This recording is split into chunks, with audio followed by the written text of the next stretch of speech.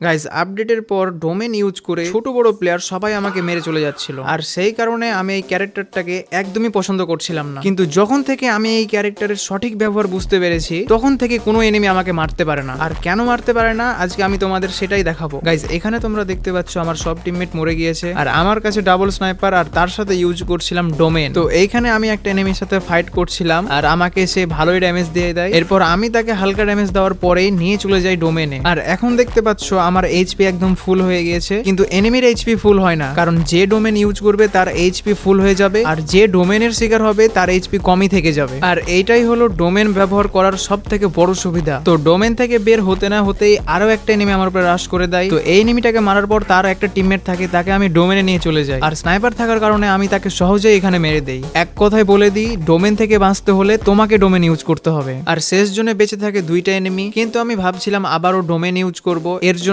আমি অপেক্ষা করছিলাম। এর মাঝে সেই দুইটা এনিমি আমার উপরে রাশ করে দেয়। তো গাইস এইখানে আমি বুইয়া নিয়ে নিই। আর ভিডিও ভালো লাগলে অবশ্যই একটা লাইক করে যাওয়া।